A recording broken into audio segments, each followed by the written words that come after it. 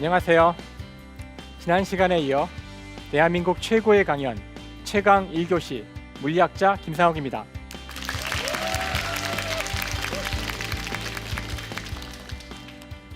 지난 시간 좀 힘드셨죠?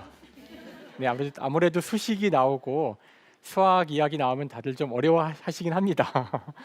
오늘 또 이제 물리 이야기가 좀 이어질 텐데 일단 오늘은 아마 지난번보다는 좀 쉽지 않을까 생각을 해보는데 모르겠어요. 이제 좀 보죠. 오늘 제가 여러분한테 드릴 말씀은 전기 넌 어느 별에서 왔니?가 되겠습니다. 훨씬 더 좀 부드럽지 않은가요?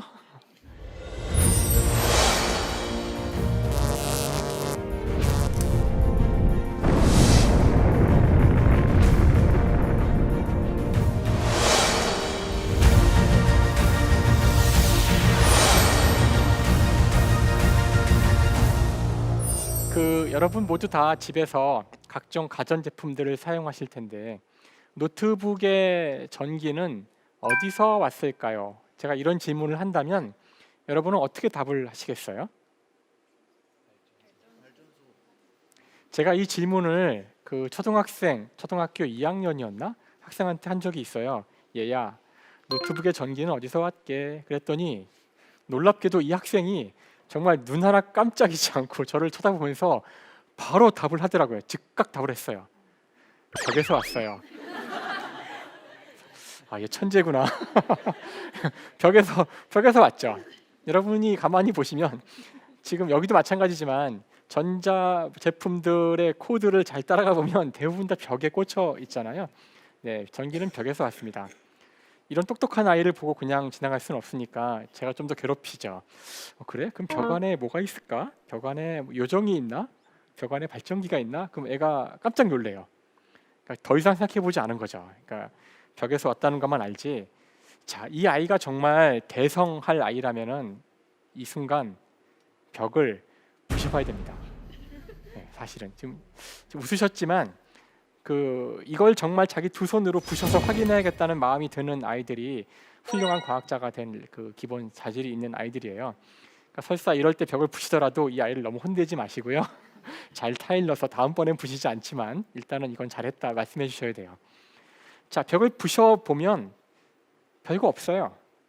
벽을 부시면 전선이 계속 이렇게 이어지는 걸 볼 수가 있죠. 벽을 계속 부시면서 따라가면 될 텐데 이제 엄마의 얼굴이 떠오르겠죠. 이거 안 되죠. 이제 벽 부시기를 그만두고 이제 이 전선이 어디로 갈까 생각을 해보면 전선은 집 밖으로 나갑니다. 우리 모두 알고 있지만 집 앞에 변압기라는 것이 있고요, 전봇대가 있고 그쪽으로 전선이 연결이 되어 있죠. 아, 우리 집의 전기는, 노트북의 전기는 저 변압기에서 왔구나. 근데 어라라, 여기서 끝나는 게 아니잖아요. 변압기에 보면 또 전선이 계속 연결돼 있어요. 여기서 정말 훌륭한 과학자가 될 아이라면 저 전선은 어디로 가는 걸까? 이제 이런 질문을 하게 돼요. 하지만 이 전선을 따라갔다가는 이제 가출이 됩니다. 상당히 멀리 가야지만 끝나거든요. 전선을 끝까지 따라가 보면 대부분 여기서 끝나는데 이게 이제 산 넘고 물 건너 가야 돼요. 그렇죠? 송전선을 따라서 산을 막 넘고 한참을 가야 돼요. 가면은 발전소라는 곳에 가서 끝납니다. 발전소에는 여러 가지 형태가 있지만 여러분이 보시는 이 사진의 발전소는 화력 발전소입니다. 미세먼지의 주범 중에 하나지요. 그래서 일부러 이렇게 좀 음울한 그 사진을 골랐는데, 자, 발전소에서는 어떻게 전기를 만들까요? 뭔가 아주 신비로운 일이 벌어질 거라고 생각하실 수가 있겠지만 그렇지 않아요. 발전소에서 일어나는 일은 놀랍게도 아주 단순한 전자기 유도 현상이라는 그런 간단한 일이 벌어지고 있어요. 자, 이 장치는 패러데이라는 사람이 처음 알아낸 전자기 유도 현상을 발견할 때 썼던 장치입니다. 손으로 그린 그림이잖아요. 상당히 복잡한 그림 같지만 제가 이 그림에서 벌어지는 일을 아주 간단히 정리할 수가 있어요. 여러분에게는 첫 번째 자석이 필요합니다. 두 번째로 전기가 흐를 전선이 필요합니다. 이게 다예요. 예를 들어 여기 자석이 있다고 해볼게요. 다음에 저한테 여기 전선이 있습니다. 이렇게 제가 이 전선을 가지고 자석 근처에서 이렇게 흔들어주면 이렇게 막 거리를 바꾸면 되는데 흔들어주면 전기가 만들어져요. 또는 전선이 멈춰 있을 때 이번엔 자석으로 이렇게 흔들어줘도 전기가 만들어져요. 이게 전부 다입니다. 어려운 말로 하면 자기장에 시간 변화가 있으면 전기가 만들어집니다. 그것이 그 유명한 전자기 유도 현상이죠. 현재 인류가 전기를 만들어내는 방법입니다. 자, 실제 발전소에는 무엇이 있냐 하면은 터빈이라는 것이 있어요. 터빈이 있어서 터빈이 돌아가면 전기가 만들어지는데, 이렇게 이해하시면 돼요. 자석이 무겁거든요. 자석이 무겁기 때문에 실제 상황에서는 자석이 정지해 있어요. 자석이 이따만하고요. 이렇게 여기저기 자석이 이렇게 정지해 있고, 그 안에 전선을 감아놓은 뭉치가 들어 있어요. 그래서 이 전선을 감은 뭉치가 돌아가면 전기가 만들어집니다. 그래서 이 뭉치를 돌리기 위해서 여기에 축을 달아서 터빈에 연결을 해놓고 무언가 터빈을 돌리기만 하면 전기가 만들어지는 거죠. 그래서 지금 이 화면에 보시는 것이 아주 전형적인 터빈의 모습이에요. 이것을 가지고 이걸 돌리면 되는데, 자, 화력 발전이라는 것은 이것을 어떻게 돌리냐면은 석탄으로 물을 끓여요. 물을 끓이면 거기서 증기가 나오잖아요. 여러분, 라면 끓일 때 뚜껑을 덮어놓으면 뚜껑이 흔들리죠. 그 힘입니다. 그래서 수증기가 발생이 되면 그 수증기를 가지고 이 터빈을 돌리는 거예요. 아무것도 아니죠. 이게 답니다. 자, 그러면은 이제 여러분은 전기를 만드는 원리를 다 이해하셨어요. 무언가 돌아가면 되는 거죠. 풍력 발전, 바람개비가 돌아가면 되는 거예요. 수력 발전, 수차가 돌아가면 되는 거죠. 조력 발전, 교수 간만에 차 때 역시 똑같이 터빈이 돌아갑니다. 자, 가장 어려운 질문을 해볼까요? 원자력 발전은 어떻게 전기를 만들까요? 원자의 신비한 힘으로 전기를 끌어낼까요? 똑같아요. 여기서는 방사능 물질이 들어가죠. 방사능 물질은 열을 냅니다. 그 열로 물을 끓여서 수증기를 만들어서 돌립니다. 터빈을. 그러니까 사실은 화력 발전이죠. 화력의 불을 만드는 원인이 석탄이 아니라 여기는 방사능 물질인 것뿐이에요. 됐죠? 아주 간단합니다. 자, 그래서 결국 우리 전기는 석탄에서 온 거라고 할 수 있어요. 석탄으로 물을 끓여서 수증기로 터빈을 돌린 거니까요. 이야기가 안 끝나네요. 석탄은 어디서 왔을까요? 석탄은 땅 속에 있어요. 땅 속에. 그렇죠? 석탄은 어디서 왔을까요? 자, 이건 100년 전 탄광의 모습입니다. 사람들이 들어가서 그 석탄을 캐서 나오는 모습이죠. 200년 전에도 이렇게 석탄을 땅에서 캤어요. 지금이야 기계를 사용할 수 있겠지만 200년 전 산업혁명의 가장 중요한 것은 증기기관이고요. 증기기관은 바로 석탄으로 물을 끓이는 거였죠. 자, 영국에서도 석탄을 많이 캤었는데 그 당시에는 땅속에 들어가서 그 석탄을 캐기 위해서 불을 갖고 들어가죠. 안 보이니까 등을 갖고 들어가는데요. 아직 과학이 발전하지 않았던 때이기 때문에 우리가 모르는 수많은 그 기체들이 안에 있었습니다.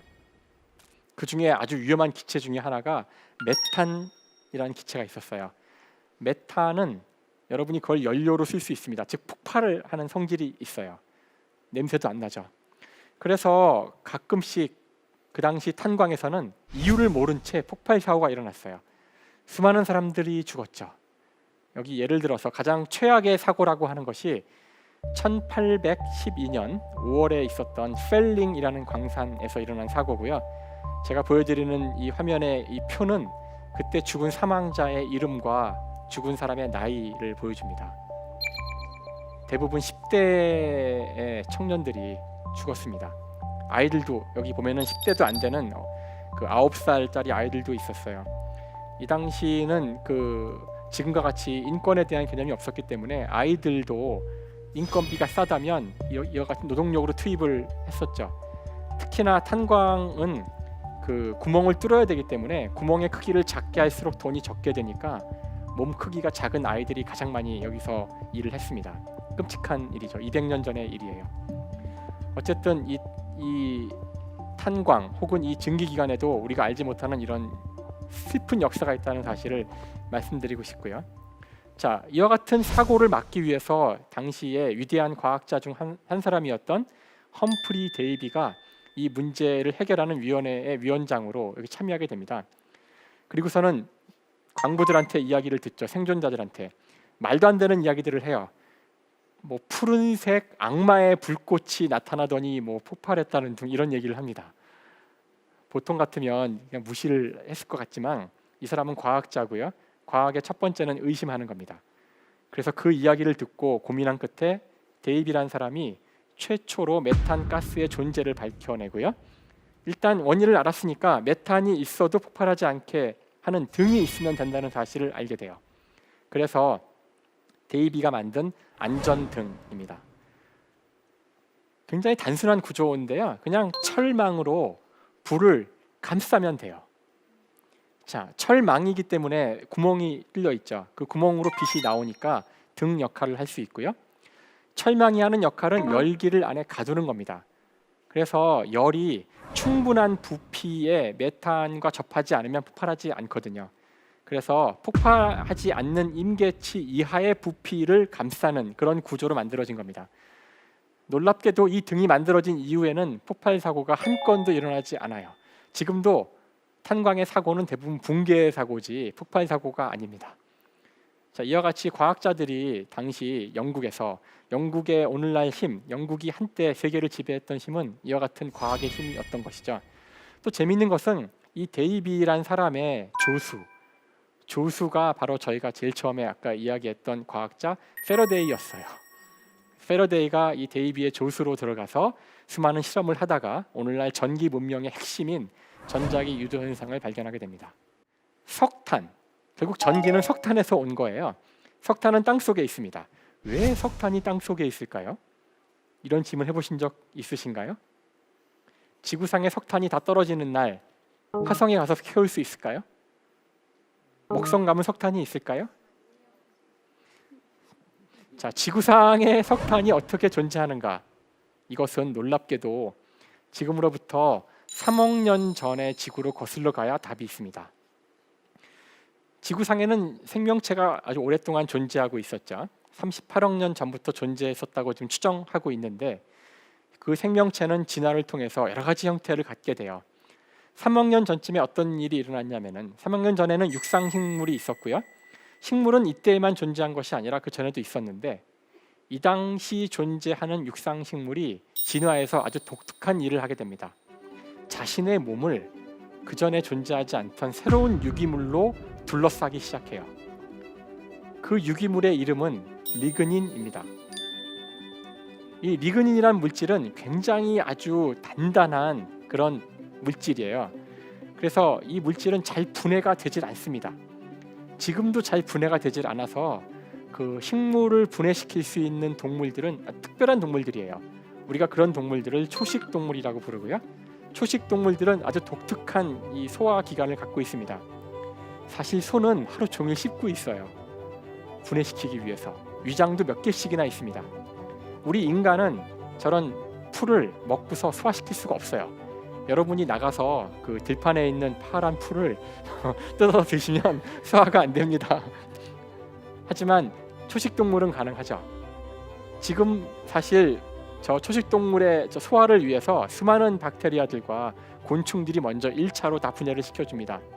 하지만 3억 년 전 리그닌이 처음 세상에 나타났을 때, 식물이 처음으로 자기 몸을 리그닌으로 감싸기 시작했을 때 저 리그닌을 분해시킬 수 있는 생명체는 하나도 없었죠. 그래서 식물은 죽어도 썩지 않았습니다. 썩지 않고 차곡차곡 쌓였던 것이죠. 바로 그 식물의 시체들이 오늘날 우리가 석탄이라고 부르는 것이고요.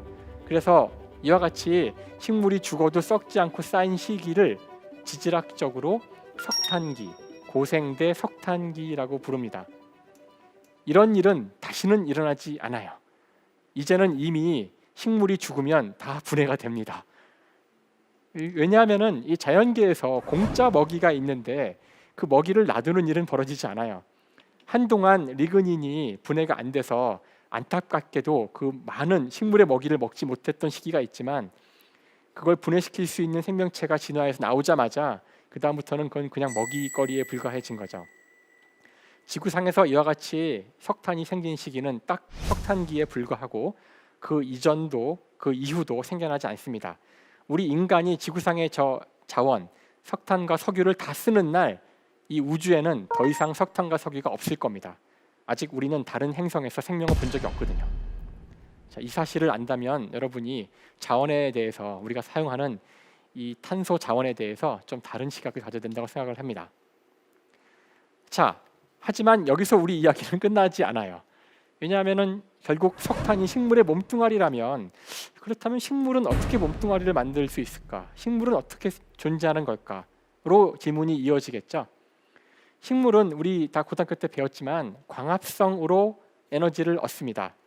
사실 제가 학생들한테 지구상에서 만들어진 가장 위대한 발명품이 무엇일까 물어보면 아이들이 스마트폰이요, 인공지능이요 이렇게 답을 해요. 그러니까 지금 이제 우리 인간이 만들어낸 가장 위대한 발명품들을 이야기한 걸 텐데, 제가 보기에 지구상에서 발명된 가장 위대한 발명품은 바로 이 광합성입니다. 광합성이라는 것은 죽어 있는 것으로부터 살아있는 것을 만드는 과정이에요. 우리 같은 동물들은 이미 살아있는 것을 먹습니다. 이미 살아있던 식물이나 동물을 죽여서 먹죠. 우리는 살아있는 물질을 살아있는 물질로 활용하는 능력밖에 없어요. 하지만 식물은 공중에 떠 있는 이산화탄소는 살아있지 않잖아요. 이산화탄소를 이용해서 포도당이라는 생명의 물질을 만드는 그런 유일한 일을 할 수 있는 생명체입니다.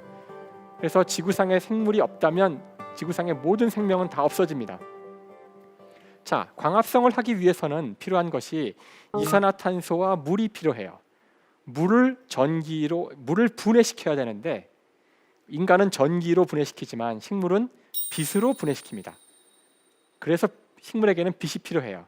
빛으로 물을 분해시키면 물은 수소 H와 산소 O로 되어 있어요. 여기서 H가 중요하죠. 이 H, 수소를 이용해서 에너지를 만들어내고요. 산소는 필요가 없어요. 이거는 쓰레기예요. 버립니다. 그래서 식물이 쓰레기로 버린 산소가 우리 동물에게는 정말 소중한 거죠. 우린 산소 없이 살 수가 없어요. 하지만 우리는 호흡을 통해서 산소를 들이마시고 이산화탄소를 내뱉는데, 내뱉은 이산화탄소를 이용해서 식물이 이거를 재활용하여 포도당을 만듭니다. 이와 같이 식물과 동물이 산소와 이산화탄소를 교환하는 이것이 지구상 생명체의 가장 위대한 서로의 공존하는 모습이고요. 이거를 돌리기 위해서 필요한 에너지는 저 태양으로부터 오는 태양광이라는 거죠. 그래서 여기서 우리의 이야기는 끝나지 않고요. 식물의 몸뚱아리는 태양에서 온 겁니다. 지구상 모든 생명체의 에너지원은 다 태양에서 온 겁니다.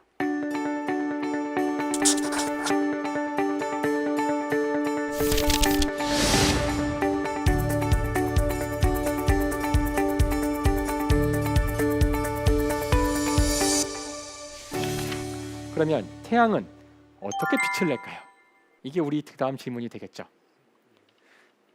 한때의 과학자들은 100년 전만 해도 당대의 가장 위대한 과학자는 태양이 거대한 석탄인 줄 알았어요. 여러분이 웃을 수도 있지만 그 당시 생각할 수 있는 최고로 효율적인 에너지원인 거죠. 그렇죠? 아니면 거대한 석유 덩어리일 수도 있죠.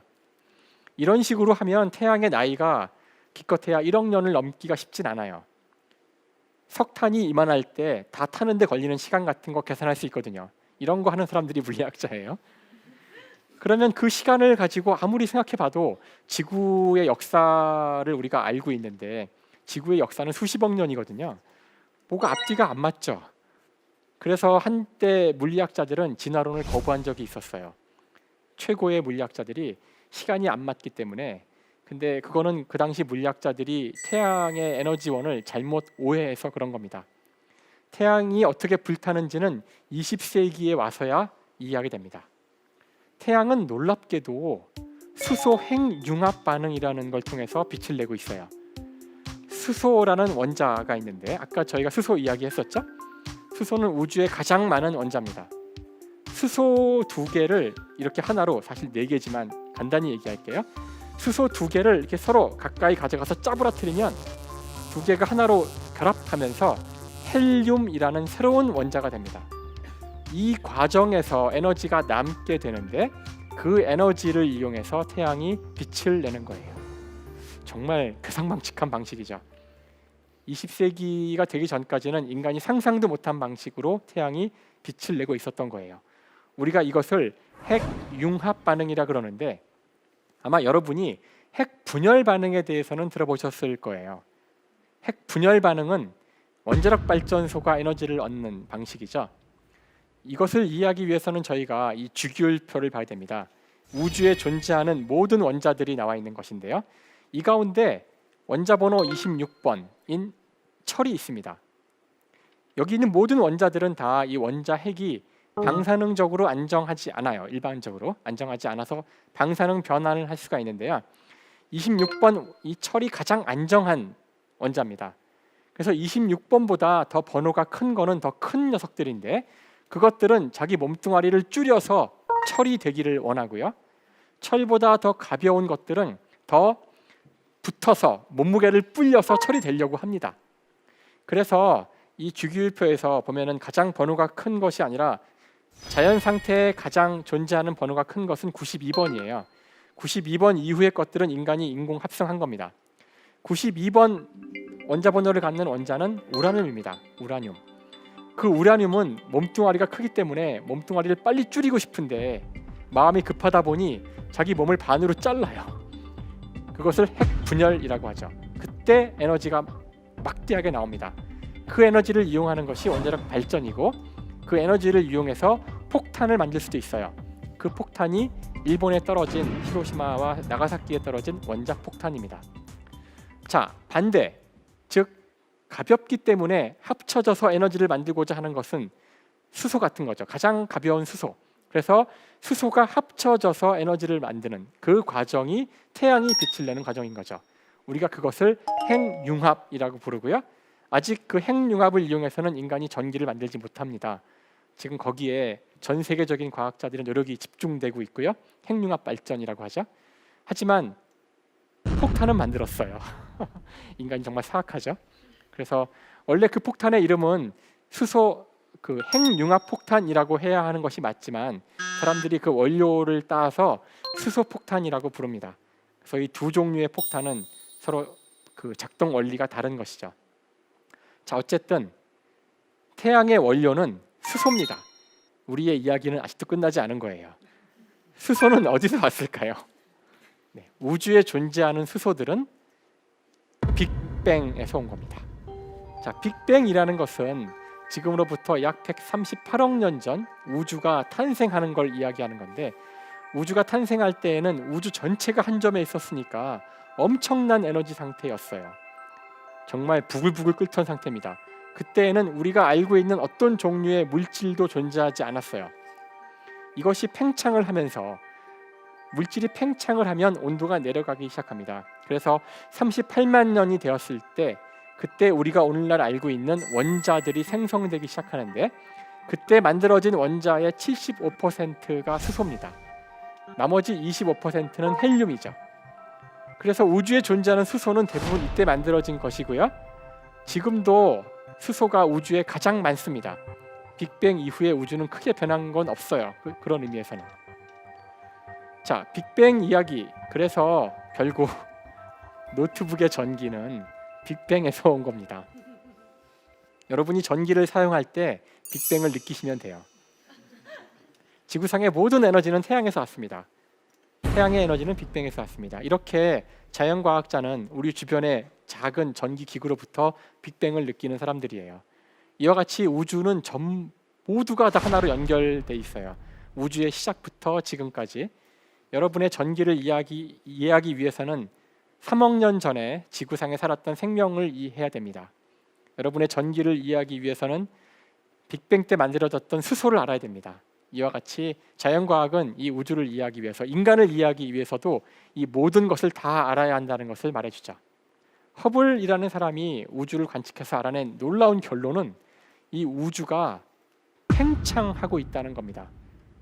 지금 우주가 팽창하고 있다면 시간을 거슬러 봤을 때 우주는 수축을 해서 한 점으로 갈 테니까 한 점으로부터 계속 커져왔다는 그런 추론을 할 수가 있겠죠. 정말 이상한 결과지만 우주는 한 점에서 시작해서 계속해서 지금도 팽창을 하고 있습니다.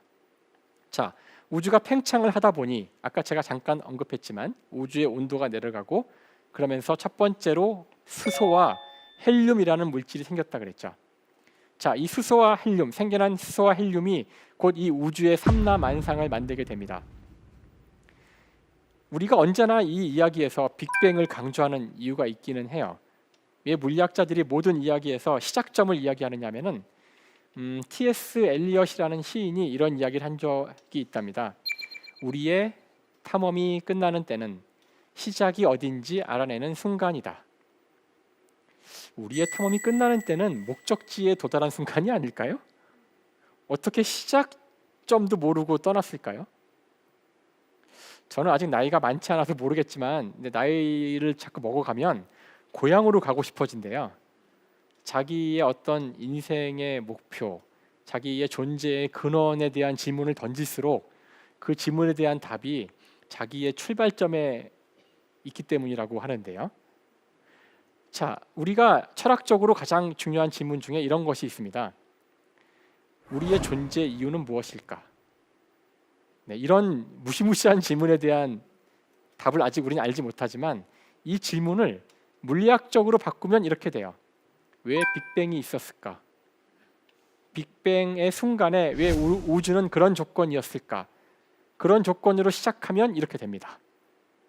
따라서 우리의 탐험이 끝나는 때는 시작점이 무엇인지 알아내는 순간인 것처럼 우리 존재의 근원에 대한 질문에 대한 답은 빅뱅의 순간에 있을 겁니다. 현재 우리의 우주에 대한 모든 질문에 대한 답도 빅뱅으로부터 시작을 하는 겁니다. 자, 우주의 온도가 내려가서 수소가 생기고 헬륨이 생겼어요. 이제 이들이 어떻게 작동할 거냐면은 수소와 헬륨 사이에는 저희가 지난 시간에 공부했던 힘이 작용합니다. 바로 중력이죠. 중력은 서로 당기는 힘이죠. 그래서 수소들이 모이기 시작합니다. 수소와 헬륨이 모이기 시작하죠. 모이면은 중력에 의해서 여기저기서 모이는데 그냥 모여서 끝날 수도 있어요. 그러면 계속 압축되면서 한 점으로 모여들 겁니다. 하지만 제가 아까 핵융합 이야기를 했죠. 모여든 수소는 서로 합쳐지면서 그냥 합쳐지는 것이 아니라 밖으로 에너지를 내놔요. 그 내놓은 에너지는 뜨겁게 분위를 만들게 되죠. 그래서 핵력을 통해서 바깥쪽으로 열이 발생을 하고요. 그 열 때문에 얘는 팽창하려고 합니다. 여기 두 개의 힘이 존재한다는 사실을 아시겠죠? 중력에 의해서 수축하려는 힘과 핵력에 의해서 바깥쪽으로 팽창하려는 힘, 이 두 힘이 균형을 이루게 되면은 안정된 구조가 만들어지는데 그 구조가 바로 태양입니다. 하늘에는 수많은 별들이 있는데 그 별들은 다 태양입니다. 태양과 같은 별이죠. 태양은 별입니다. 태양은 지구에 가까이 있는 별이죠.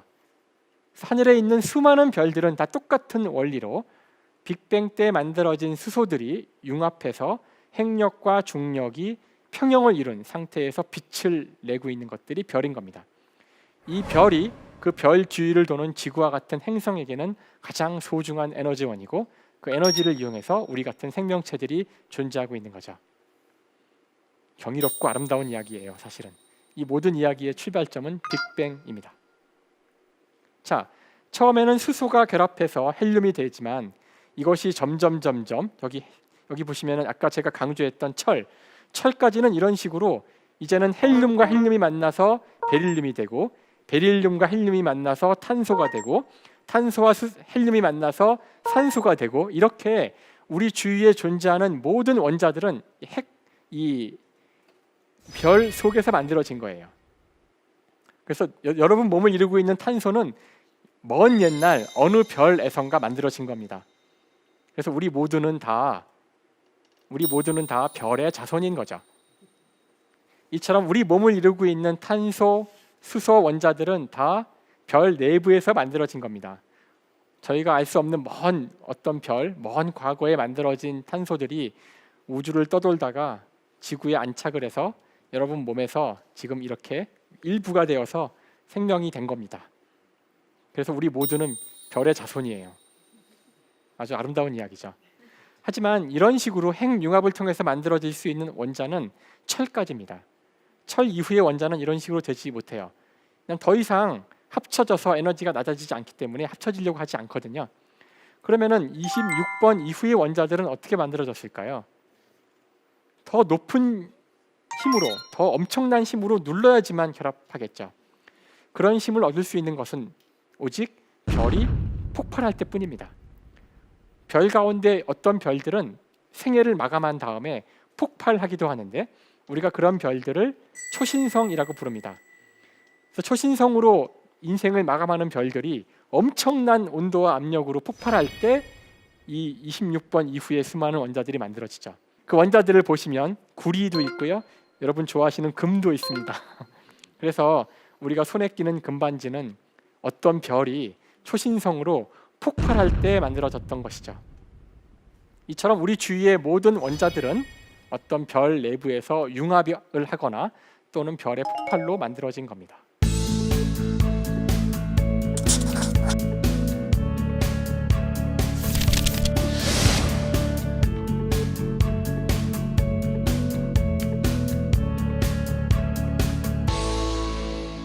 자, 이렇게 만들어진 원자, 이 원자들은 아까 제가 표 하나에 다 정리를 했는데 사실 이 세상 모든 것들은 다 원자로 돼 있어요. 여러분 몸도 원자로 돼 있습니다. 땅바닥도 원자로 돼 있고요. 저희가 이미 검토했듯이 태양도 원자로 돼 있습니다. 아이들은 놀라곤 해요. 태양도 원자로 돼 있다는 사실을 알면은 깜짝 놀랍니다. 자, 그럼 원자는 도대체 어떤 녀석일까요?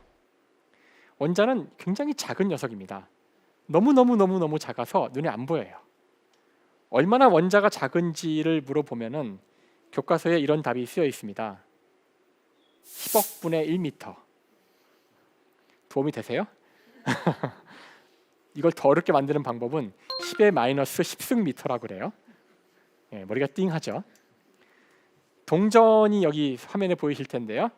동전도 원자로 돼 있습니다. 당연히 원자로 돼 있어요. 뿐만 아니라 이 지구도 원자로 돼 있죠. 여기 지구를 보시면 이 사진에서는 지금 남미가 보이고 있어요. 브라질이 보이고 있는데요. 여러분이 지구를 이렇게 보려면 상당히 높이 올라가야 됩니다. 비행기 타선 이렇게 안 보여요. 인공위성을 타고 높이 올라가서 이렇게 남미, 브라질을 보고 있는데 한국 관광객이 브라질을 여행하다가 땅바닥에 실수로 동전을 떨어뜨렸습니다. 자, 여러분이 지금 이 인공위성에서 땅바닥에 떨어진 동전을 보려고 그래요. 맨눈으로. 저게 보일까요? 만약 그게 보이신다면 여러분 바로 나사에 취업하실 수 있어요. 눈이 망원경이라고 하시면 돼요. 그렇죠? 아마 좋아하지 않을 것 같은데 아마 병원에 가보라고 하겠죠? 자, 이 거리에서 브라질에 있는 동전이 보이시는 분은 맨눈으로, 저 동전에서 맨눈으로 원자가 보입니다. 느낌이 오시나요? 원자의 반지름과 동전의 반지름의 비가 한 1억 대 1쯤 돼요. 그 비는 동전의 반지름과 지구의 반지름과 비슷해요. 비가. 자, 왜 원자가 안 보이는지 아시겠죠? 그래서 우리 모두 원자로 되어 있지만 단지 너무 작아서 안 보이기 때문에 느끼지 못하는 것뿐입니다. 자, 세상 만물이 원자로 되어 있다는 것이 어떤 의미를 갖느냐?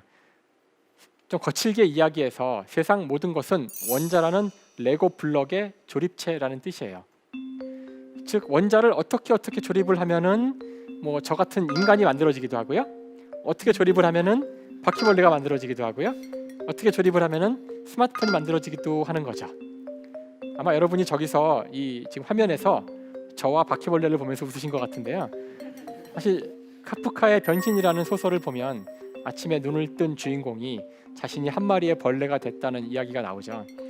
물리학자의 눈으로 볼 때 하나도 놀라운 일이 아니에요. 인간과 벌레는 원자 수준으로 가면은 거의 같습니다. 지구상 생명체는 다 네 종류의 원자가 99%를 이루고 있어요. CHON이죠. 네 종류의 원자가 대부분을 이루고 있기 때문에 원자의 조성 비율이 거의 같아요. 그래서 제 몸을 원자 단위로 분해하면은 아주 손쉽게 벌레 만들 수가 있어요. 물론 저하고 핸드폰은 좀 다른 원자들이 있기 때문에 쉽진 않아요. 좀 궤변이지만 어쨌든 지금 보신 것처럼 이 세상 모든 것은 원자들로 되어 있다는 것이 우리에게 어떤 의미를 갖는지. 자, 그러면 제가 이런 질문을 해볼까요? 우리 주위에는 눈에 보이지 않지만 산소가 있습니다. 공기의 일부죠. 산소는 살아있나요? 죽어있나요?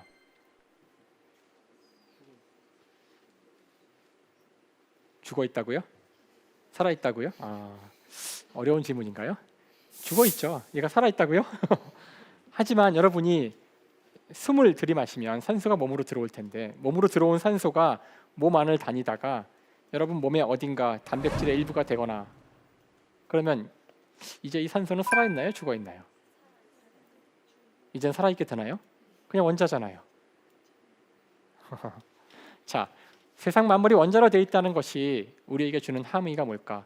그에 대해서 고대 그리스 철학자들의 이야기들이 있습니다. 물론 이들은 과학자는 아니었어요. 데모크리토스라는 철학자가 왼쪽에 보이실 텐데요. 데모크리토스는 바로 이 원자론을 처음 이야기한 사람입니다. 이 사람은 순전히 사변으로만 생각으로만 한 거기 때문에 이거는 과학은 아니에요. 저희들은 오늘날 원자에 대한 증거를 갖고 있습니다. 어쨌든 데모크리토스는 이렇게 우주를 설명했죠. 이 우주는 텅 빈 공간에 원자라는 것들이 떠 있는데 원자는 영원 불멸합니다. 쪼개어지지도 않고 부분이 없는 것이에요. 이것들이 끊임없이 움직일 뿐입니다. 움직이면서 서로 만나면 붙기도 하죠. 떨어지기도 하고요. 이것이 이 우주의 모습이에요. 자, 그런데 이것들이 어떻게 붙었을 때 우리 인간이 그 붙어있는 모습을 보고 이렇게 이야기하죠. 안녕하세요 선배님. 이게 뭐죠? 자, 이렇게 붙어있는 이 모습, 어떤 그 물체인데 이 물체가 어떻게 행동을 하면 기분 나빠, 화가 나네, 이렇게 이야기를 한다는 거예요. 하지만 이건 인간의 이야기일 뿐 이것들은 그냥 다 원자들의 운동에 불과하다는 겁니다. 무서운 얘기죠. 자, 이 이야기를 듣고서 에피쿠로스라는 철학자인데요. 이분이 이것이 인간에게 의미하는 게 뭘까 하고 의미를 찾아봅니다. 사실 데모크리토스의 철학이 맞다면 그냥 원자들은 끊임없이 아무 의도나 목적 없이 의미 없이 움직이는 것일 뿐 여기에 의미를 부여하는 건 인간이라는 거예요. 그렇죠? 자, 그렇다면 에피쿠로스가 인간의 삶은 목표가 별거 없다는 거예요. 교과서에 나오는 거죠. 쾌락주의. 그냥 재밌게 살자. 아무 의미도 없는데 이 우주에는 왜 우리가 그 스스로 만들어낸 의미에 스스로 거기서 노예가 돼서 괴로워하냐는 거예요. 물론 이분은 바보가 아닙니다. 우리 모두가 쾌락을 추구하는 순간 이 사회가 붕괴할 겁니다. 그러니까 쾌락에도 종류가 있는 거죠. 통제 가능한 쾌락이어야 됩니다. 남한테 해를 주면 안 되고요. 근데 그렇다면 마음대로 즐기고 살라는 겁니다. 우리 인생을. 놀라운 일이지만 물론 이들은 과학자는 아니었고요. 원자를 본 적도 없죠. 하지만 실제 원자는 존재했고요. 오늘날 과학자들도 똑같은 생각을 해보는데 결론은 비슷하다는 거예요. 자, 그런데 의미 없는, 의도 없는, 목적 없는 세상이라는 것이 우리 인간에게 가능할까요? 과연 의미란 과연 무엇일까요? 원자론은 우리에게 이렇게 무시무시한 질문을 던집니다. 자, 이에 대해서 재미있는 제가 비유를 하나 들 텐데요. 유발 하라리라는 사람이 쓴 유명한 책이 있죠. 사피엔스라는 책이 있습니다. 이 책에서 인간이 가지고 있는 중요한 특성을 하나 이야기하죠. 물론 인간은 다른 동물과 다른 여러 가지 특성이 있어요. 그 가운데 존재하지도 않는 상상을 믿는 능력, 이렇게 어려운 말을 이 하라리는 되게 강조해서 이야기합니다. 이게 무슨 말일까요? 자, 여기 여러분이 원숭이가 한 마리 앉아 있다고 상상을 해보세요. 원숭이가 지금 바나나를 먹으려고 꺼내서 껍질을 까고 있는데 제가 가서 그 바나나를 뺐습니다. 제가 먹어요. 배고프거든요. 물론 그냥 오면 안 될 테니까 원숭이에게는 저의 돈 10,000원을 이렇게 주고 옵니다. 이렇게 주고 와요. 자, 그럼 원숭이가 저에게 감사의 인사를 할까요? 이걸 집어 던지고 저한테 와서 바나나 달라고 막 물어뜯을지도 몰라요. 가보죠. 이거를 가지고 상점에 가면 적어도 바나나를 한 20개는 살 수 있지 않을까요? 이거를 그냥 종이 조각이라고 생각을 한 거예요. 자, 근데 여러분 생각 잘 해보세요. 우리가 바보 멍청이에요. 이건 종이 조각입니다. 이거 종이 조각이에요. 종이 조각이 여기에 존재하지도 않는 이것이 20개의 바나나와 같은 가치가 있다는 그런 상상을 우리들 모두가 믿는 능력이 있기 때문에 이것은 가치를 갖는 거고 이걸 믿기 때문에 우리 경제가 돌아가는 거고요. 우리 사회가 유지가 되는 거죠. 바로 유발 하라리가 이야기한 이 상상의 가치를 믿는 능력이라는 것이 사실은 우리 인간 사회를 지탱하는 가장 중요한 능력 가운데 하나였던 거예요. 이것을 다른 그 영장류들이 잘 못합니다. 침팬지 못합니다. 오랑우탄 못합니다. 우리 인간은 하죠. 우리 인간이 이것을 할 수 있었기 때문에 다른 영장류와 다른 이런 사회를 구축할 수 있었는데, 물론 침팬지도 뭐 한 100여 마리 가까운 어떤 집단을 이루어서 사회를 만들 수 있어요. 우리 인간도 선사시대에는 그렇게 100명, 200명의 단위의 그런 집단이, 부족 국가가 있었습니다. 그런 집단의 특징은 대부분 다 혈연관계라는 거예요. 혈연관계 중심의 집단은 쉽게 이룰 수가 있어요, 본능적으로. 하지만 우리 인간은 그 이후에 10만 명, 100만 명, 1000만 명, 지금 5천만 명이 대한민국이라는 이런 존재하지도 않는 상상을 믿으면서 모여서 이런 거대한 체계를 이루고 있죠. 이렇게 하는 데에는 이 능력이 없으면 안 됩니다. 침팬지가 10만 명의 집단의 사회를 구축하지 못하는 이유는 이 능력이 없기 때문이에요. 제가 돈으로 이야기를 했지만 정의란 무엇인가? 정의, 행복, 사랑, 민주주의, 대한민국 이런 것 전부 다 따지고 보면 상상의 산물입니다. 실제로 존재하는 게 아니에요. 이것들의 물질이 무엇인지 찾을 수 없습니다. 이것들을 수학적으로 증명할 수도 없어요. 여러분이 정의란 무엇인가라는 책을 읽어보셨다면 이 책을 덮는 순간 아 그래 정의란 이거구나 한 줄로 쓰실 수 있나요? 이 책의 목표는 정의가 무엇인지를 얼마나 정의하기 어려운지를 보여주는 게 목표예요. 얼마나 미묘하고 복잡한 상황들이 있는지를 보여줍니다. 여러분이 행복이란 무엇인가라는 책을 읽으시면서 나는 이 책을 읽고 나면 행복이 뭔지를 알게 될 거야 라고 생각하신다면 택도 없는 이야기입니다. 사랑에 대한 이야기, 무엇은 무엇인가, 이런 인생이란 무엇인가, 이런 모든 무엇인가 시리즈 책들은 우리에게 답을 주기 위한 책들이 아니지요. 왜냐하면 이것들 모두가 존재하지 않아서 그래요. 이건 인간이 만든 상상의 산물인데 이것들을 인간이 만든 이유는 자명합니다. 더 잘 살기 위해 만든 거예요. 우리가 더 이런 거대한 사회를 만들어서 서로 혈연관계가 아니지만 상대를 죽이거나 그러지 않고 서로 평화롭게 살기 위해서 만든 겁니다.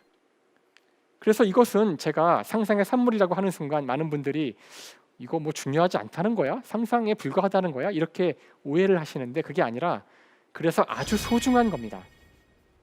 다른 어떤 생명도 할 수 없는 인간 본연의 특성이고요. 이런 상상을 공유할 때만이 여러분은 인간적으로 사는 겁니다. 인간답게 사는 거고 여러분이 인간이 되는 거죠. 그래서 제가 의미란 무엇인가 이런 이야기를 했지만 현대 과학이 알아낸 이 우주에는 우리 인간이 알고 있는 그런 의미는 없는 것 같습니다.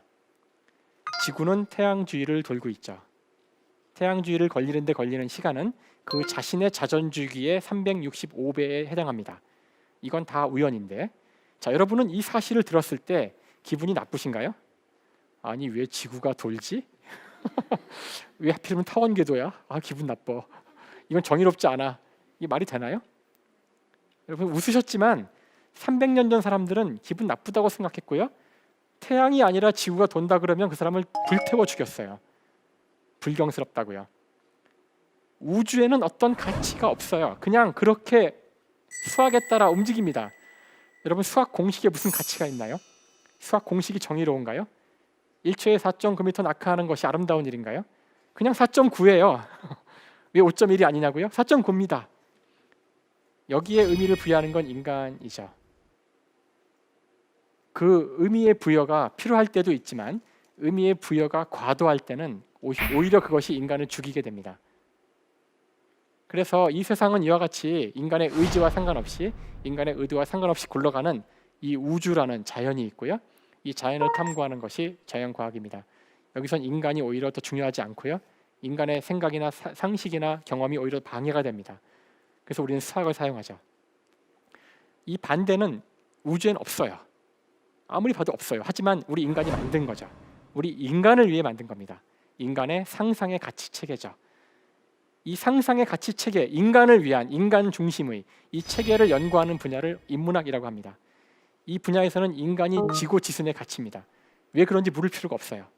여기 나무와 인간이 있을 때 누구를 죽여야 하냐고 물어보면 한순간의 망설임도 없이 나무를 죽여야 됩니다. 인간이 무조건 중요하니까. 하지만 자연과학자한테 과학적으로 이 둘 중에 누구를 죽이는 것이 합리적인지 물어보면 답하기 쉽지 않아요. 외계인이 지구에 왔어요. 그 질문을 했습니다. 외계인이 보고서 인간을 죽일 것 같아요. 식물의 나무가 더 중요해요. 나무는 산소를 만들어내죠. 무기물을 유기물로 만들죠. 나무를 다 없애는 순간 지구상 생명체 다 없어져요. 하지만 인간은 지구상 동물들 가운데 한 종인데 최고 포식자예요. 상위 포식자죠. 얘 없애도 아무 일도 안 일어나요. 오히려 지구가 좋아질 것 같아요. 제가 자연과학적으로 인간을 죽여야 한다고 주장하는 게 아니에요. 이럴 때 나무를 죽이는 게 인간이라고 얘기하는 겁니다. 여기서 왜 인간을 죽이면 안 되는지를 과학적으로 입증하려고 하면 안 돼요. 입증 못합니다. 이럴 때 인간의 가치를 믿고 사는 것이 인간이에요. 입증할 수 없지만 이와 같이 두 개의 어떻게 보면 모순되는 것 같은 이 두 가지를 모두 다 머릿속에 갖고 살아가는 게 우리 인간이고, 이 두 가지를 다 조화롭게 알 때에만이 지구상에서 한 생명의 종으로서, 또 그 종 가운데 인간이라는 특별한 종으로서 살아가는데 꼭 필요한 자질이라는 것을 말씀드리고 싶습니다.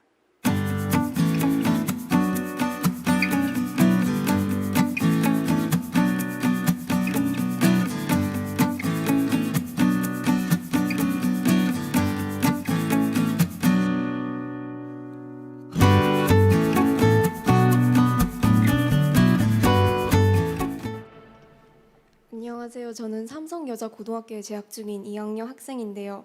아까 화력 발전이 미세먼지의 주범이라 하셨는데, 인류는 오래 건강하게 살길 원하잖아요. 그래서 미세먼지를 줄이는 친환경 대체 에너지 개발을 많이 해야 될 것 같은데, 풍력 조력과 같은 친환경 대체 에너지를 사용하면 지금 계속 증가하고 있는 전기의 수요를 모두 충당할 수 있을까요?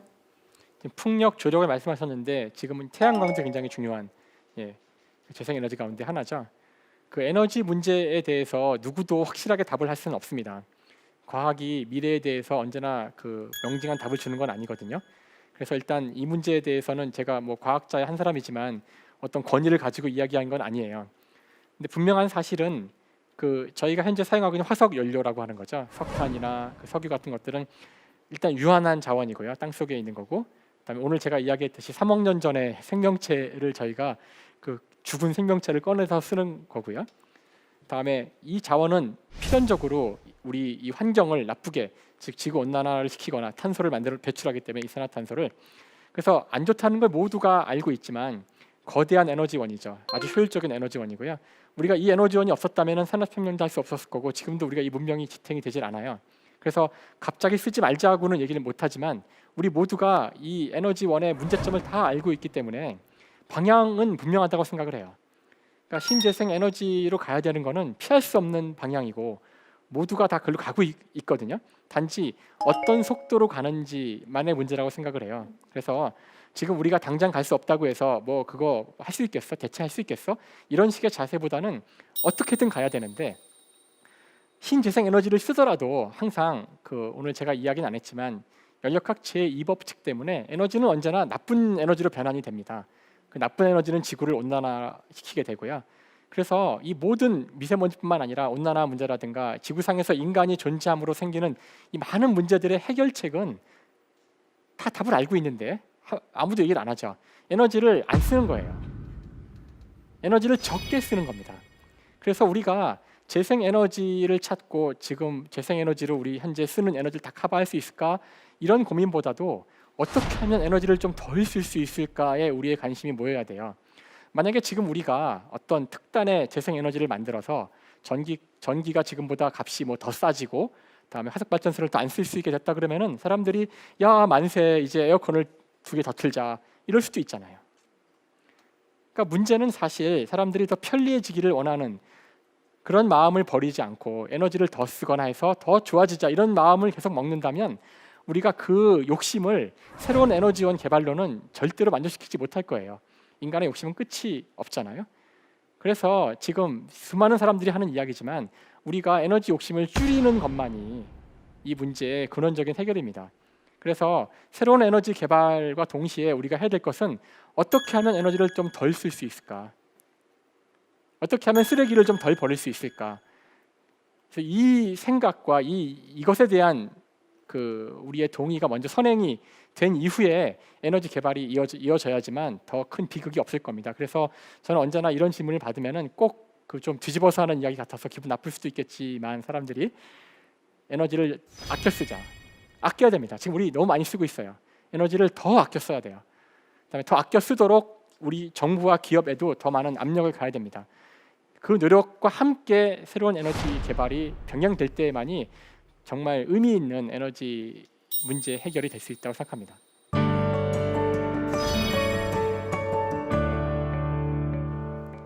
인간은 아무 의미 없는 우주에서 행복이라는 상상을 누리며 산다. 이런 문장을 선택해 봤습니다. 이건 사실 제가 최근에 썼던 책의 주제이기도 한데요. 즉 자연과학이 바라본 이 우주의 모습은 굉장히 인간과는 달라서 되게 낯설게 느껴지죠. 그게 많은 분들이 과학을 싫어하는 이유기도 해요. 빅뱅이라든가 뭐 F는 MA라든가 어려운 수학이라든가 진짜 이 우주에는 우리가 보기에는 인간이 만들어낸 의미는 없는 것처럼 느껴집니다. 인간적이지도 않아요. 하지만 그게 사실 진정한 우주의 모습이라는 거죠. 그와 동시에 우리 인간이 만들어낸 행복이라든가 이런 수많은 것들, 이런 것들은 우주에 존재하지도 않고 자연과학자 눈에는 허망해 보이는 거지만 우리 인간에게는 굉장히 소중한 것이고 이것을 갖고 있다는 것이 인간이라는 것이죠. 그래서 우리 인간은 놀랍게도 아무 의미가 없는 이 우주를 행복이라는 상상을 누리면서 산다는 것, 이와 같이 모순되는 것들을 다 가지고 있는 것이 우리 호모사피엔스라는 종, 인간이라는 종의 특징이고, 이것을 이상하게 생각할 것이 아니라 이것을 받아들이는 것이 인간으로 살아가는데 중요하다는 사실을 말씀드리고 싶어요. 그래서 여기서 자연스럽게 과학과 인문학, 인간과 우주의 어떤 연결, 이것의 통합과 융합을 다 같이 이야기했다고 생각합니다. 자, 지금까지 대한민국 최고의 강연 최강 1교시 김상욱이었습니다. 감사합니다.